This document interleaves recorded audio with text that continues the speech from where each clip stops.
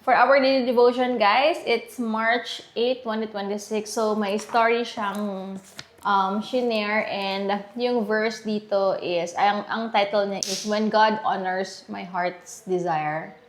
And then, may nakalagay dito, yung verse na shinare niya is, Call to me and I will answer you, and will tell you great and hidden things that you have not known. Jeremiah 3:33. Nabasa ko to, and share ko rin sa inyo guys, share ko ito para mabasa nyo rin, para makarelate nyo sa sabihin ko. So, pero ang story dito is, talagang nag-decide siyang pumunta sa church, mag-isa muna. And then, tinatry niyang i-invite yung husband niya and all.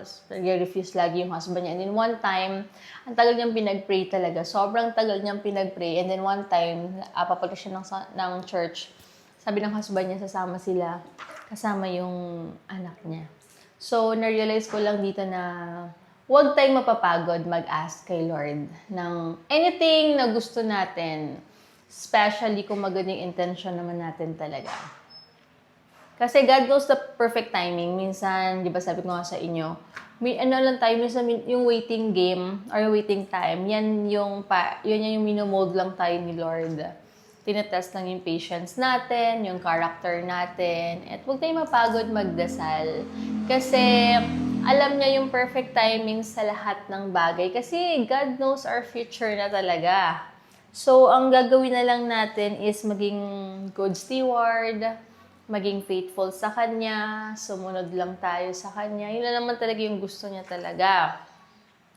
And na-realize ko rin dito na talagang yung pinagpipray natin is may perfect timing din para sa atin. Kasi minsan nagpipray lang tayo para sa kapakanan natin. Hindi natin nakikita yung future.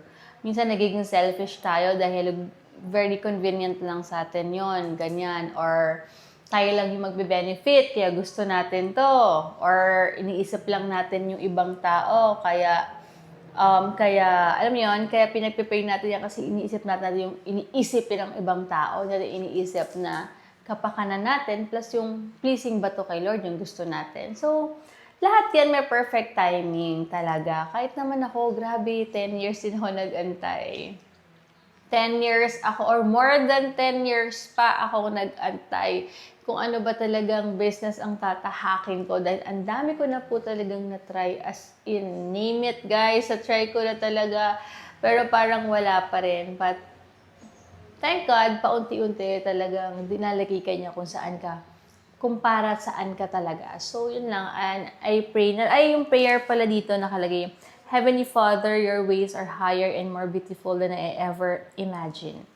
Thank you for unchanging faithfulness and for hearing the quiet cries of your children. Teach my heart to trust your timing and help me wait with patience and joy, knowing that your answer will always come in love and purpose. In Jesus' name, Amen.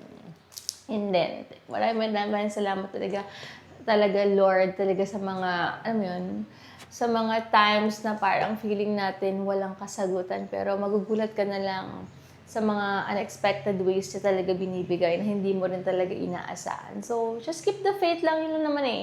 Yun naman importante sa atin na ma-remind tayo na be faithful din talaga kay Lord. And yung integrity natin, huwag mawawala yan. So, yun lang guys. Have a blessed day.